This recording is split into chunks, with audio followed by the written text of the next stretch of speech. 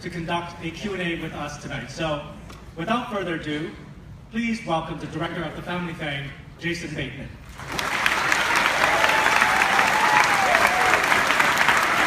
Hello.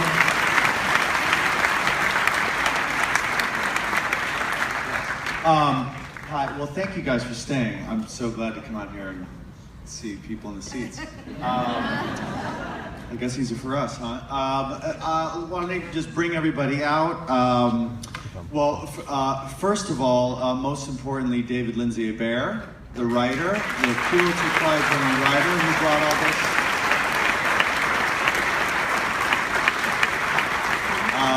Marianne Plunkett played the matriarch.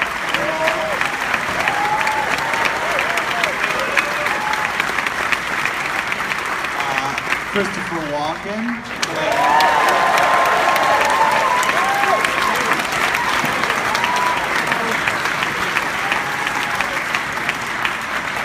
And the reason we all got here, Nicole Kidman.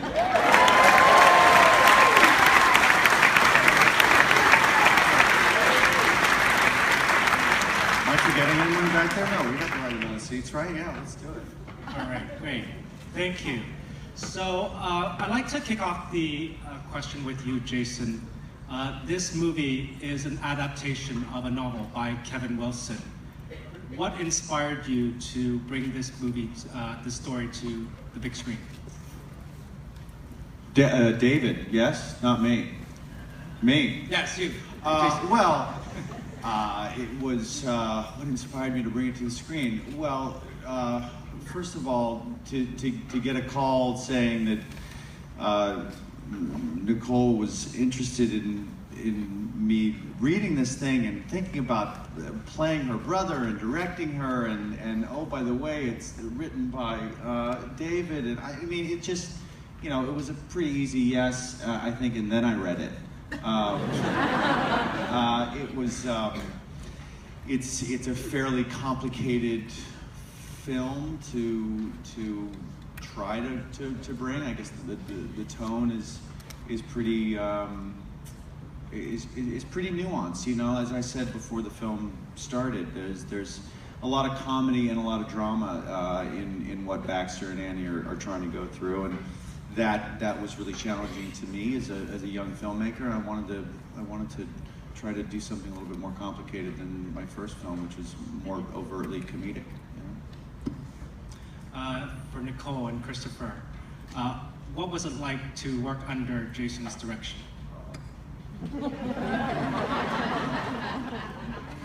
I mean, for me it was so easy, because when you're working with an actor who's also the director, you have the language is just immediate, and he's intuitive, so he's able to feel you out instead of having to speak it. I mean, I think it's a fantastic thing to have the director be able to act, because a lot of times for directors, I think actors are very mysterious and a little frightening.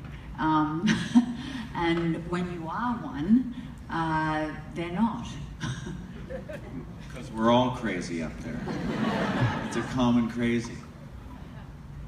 Yeah, I couldn't put it better.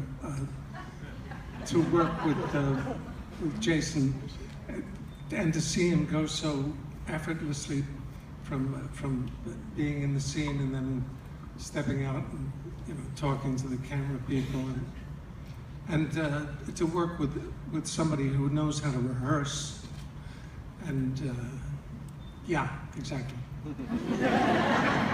Thank you. So I think we're going to take some questions from the audience. So there are two individuals that are holding up microphones. If you have a question, please raise your hand and they will come to you.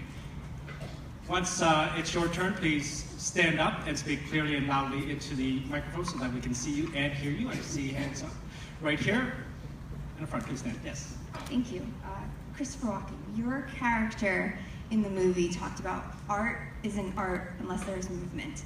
With your background in dance, I want to know how much you resonate with that line.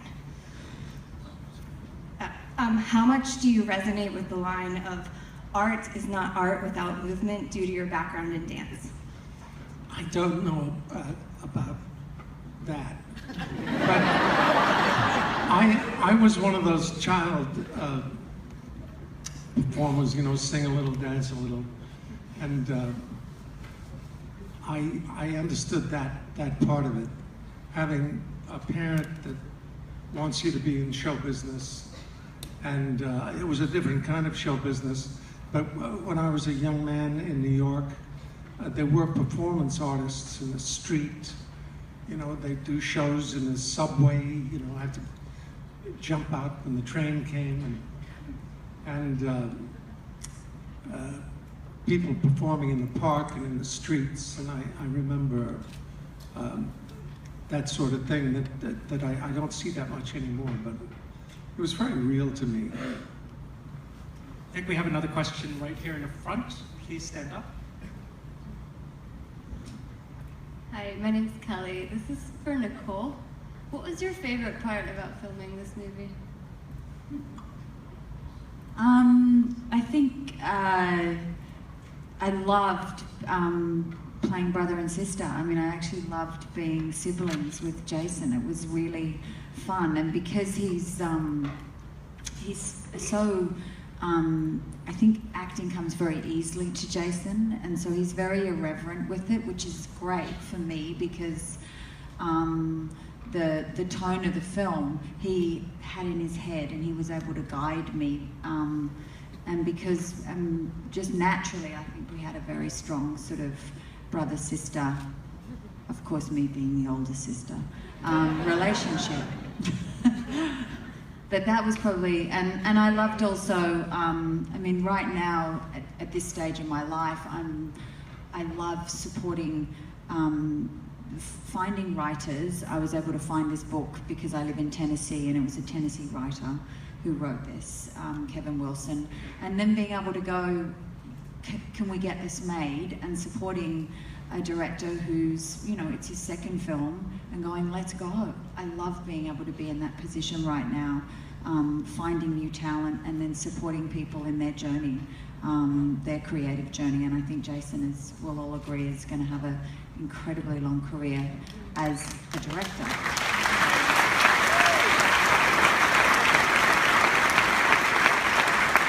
I think I have a question right here.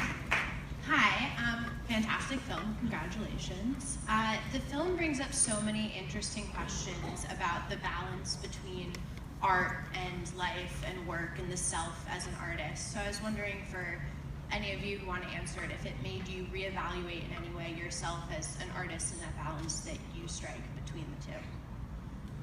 The balance struck between Art and life, and how you sort of separate the two, or if you do. I mean, I'll take it for me. Art. My jacket sneezes all the time. I got a deal on it.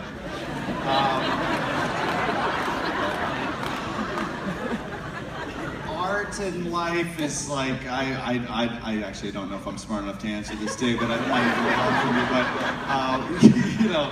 Well, I can't answer for you. I'll answer for myself. Please go. I'm gonna blow my jacket's nose. Look, my job is very different.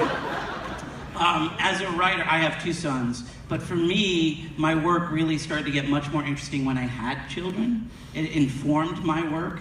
The first movie that Nicole and I worked on was Rabbit Hole, and Rabbit Hole wouldn't have existed if I didn't have a child, and I was afraid of losing him. That's entirely what that movie was about. And everything about my family and my relationship to my own parents as well as my own children is in this movie, for better or for worse. So the workload versus the kid load is one thing, and that you can sort out if you have a very supportive partner, like I do. But the best part of it is how it informs the work, for me. I don't know what Jason will say, though. Marianne. Oh, man, no. This is like a test. What's the question? Just do a song really quick. I was born in Lowell, Massachusetts. Art and life, I don't know. I kind of, yeah, I have a child also. And watching this movie, I came up and I said, "Oh my God, we're such awful parents." Making the movie, I didn't realize we were such horrible parents, but it's like, oh man, we fail.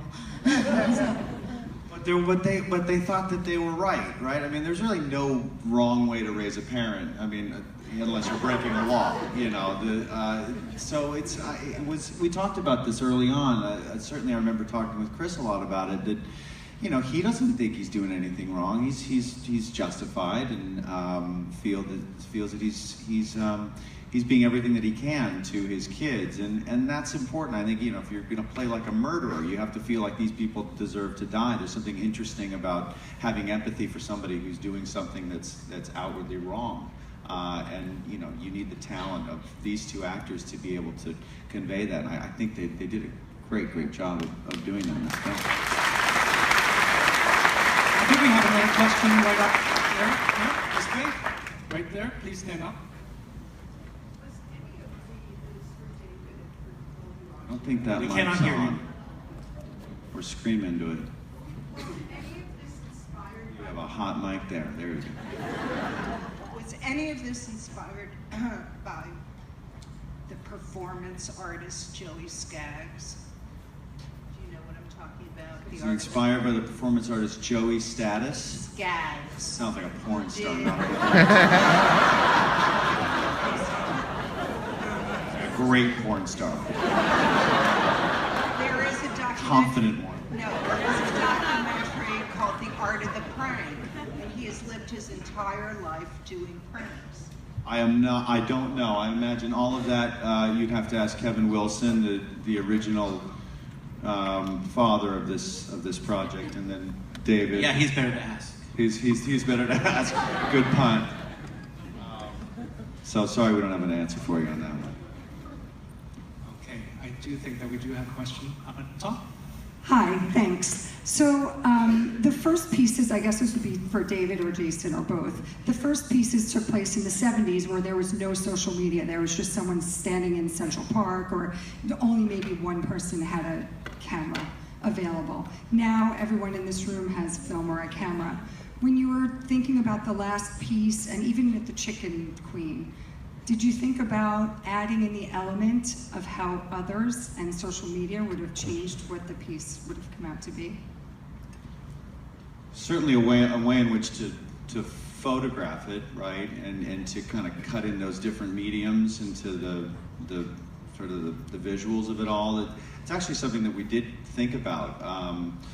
You know, there is a source camera that is in some of the pieces, that source camera being what Caleb was using or what Camille was using.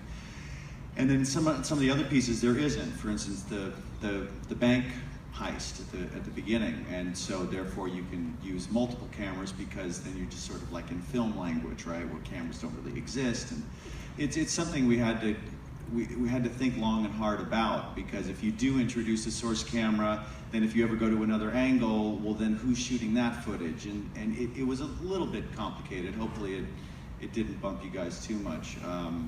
But it's something David and I talked a little bit about, and something I think it was considered as we were adapting it, or you were adapting it. Yeah, there's an acknowledgement in the scene, actually. There are a couple people with iPhones recording that Chicken Queen scene, and Caleb responding to that when he says, "You don't record me, I record you," is, I think, telling how the world has changed, how his art has become less relevant because anybody can pick up a camera and essentially do what they did, and him feeling even more disempowered because of it.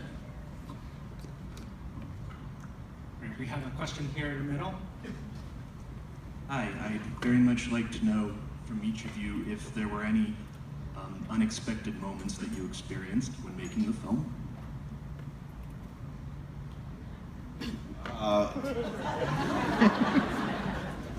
I mean, the performances were very unexpected for me as a director, and that's a good thing. Sometimes that's a difficult part for directors to accept and embrace something that is said and performed inevitably in a way completely different than how he or she has heard it in their heads during pre-production. And the tendency is to sometimes give a note to that actor to change their performance, because you kind of give it a false negative, like, you're doing that wrong, you need to do it more like this. But you guys don't have a preconceived notion because you haven't been in pre-production, you haven't read the script. And so my challenge was to accept what was given, and certainly assume that it's fantastic given the actors up here, and then try to figure out the way in which they want to play the character, and then help them do that as best as possible. So I was happily surprised every day. I think we have time for only one more question right up there. All right. I'm a big fan of Playland, and I just have to ask, did you ride the Dragon Coaster? You're a And big if you fan. did you like it? Ride Playland. Yes. I didn't ride it. No, but that was actually that was originally written as the Chicken Queen was supposed to happen in a food court in a mall. But you can't book that location unless you shoot it in the middle of the night, because malls don't want to shut down, so you can shoot your movie during the day when they're selling stuff. And none of us really want to work at night. When you shoot nights, you got to start at 6 and then wrap it at dawn.